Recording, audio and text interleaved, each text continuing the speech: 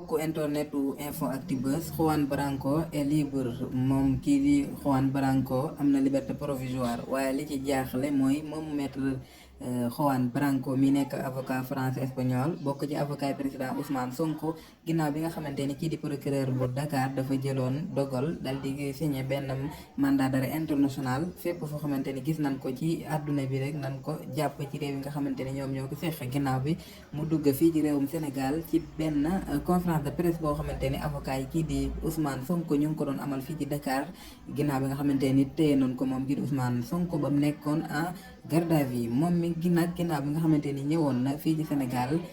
ba après mu participer ci conférence de presse boobee dal di fay yàq lu mel ni xamee kii di procureur de la République bu Sénégal ginnaaw ba ñii di gendarmerie ak police doon ko wër bu méttee waaye wër bi nga xamante ni ñu ngi ko doon wër moom kii di Juan Branco waral na ay membre yi parti Pastef ñoo xamante ni jàpp nañ leen ba ci sax avocat wu Ousmane Sonko yi ku mel ni maître Babacar Ndiaye jamono ji moo ngi ci kaso bi ñuy xamle tey ni defeere nañ ko li waral ñu jàpp ko nag mooy mbirum Juan Branco mi ak ñeneen bokk ci ki nga xamante ni mooy maire bu Sangalkam di Pape Sow moom itam ñu jàpp ko ngir rek yaakaar ni dafa laale ci dugg kii di Juan Branco ci réewum Sénégal ni leen ko waxee bari na lool ci Sénégal ñoo xamante ni jàpp nañ leen yaakaar ni dañoo laale ci dugg kii di maître Juan Branco ci réewum Sénégal ñooñee ñu ngi ci kaso bi moom Juan Branco mii nag ginnaaw bi nga xamante ni jàpp nañ ko ni ci samedi bi ñu génn fële ci Mauritanie tombé ak mu doon retourné waat ngir dellu fële nga xamante ni fa la fekk baax di France ñii di police bu Mauritanie daal di koy jàpp jëbbal ko police bu Sénégal ban tey woon ko moom kii di Juan Branco nag bàyyi nañ ko tey jii buñ sukkandikoo ci xibaar yi ba mu am liberté provisoire ñu war ko yóbbu fële nga xamante ni mooy France tey jii mu delluwaat ci ay mbokkam léegi xalaat bi mooy wala boog li nga xamante ni moom la ñu bari di wax mooy moom kii di maître Juan Branco lan moo tax benn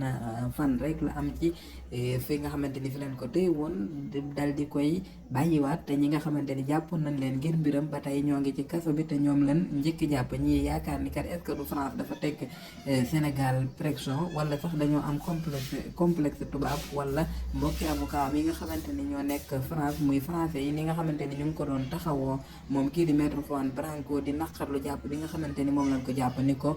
ñenn ñi di waxee fu nit ku weex kat France ñoom ñoo booloo maanaam ku laal seen doom rek laal leen ba waral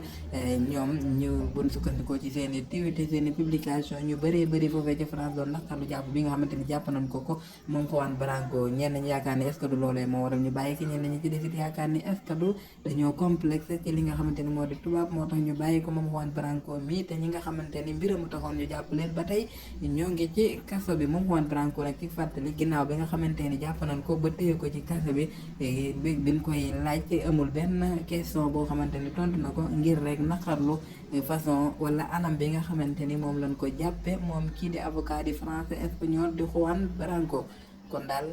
xibaar bi mooy moom Juan Branco am na liberté provisoire sur contrôle judiciaire ba war naa dellu fa li nga xamante ni fu moo di France di dëkkam Info-Actu Buzz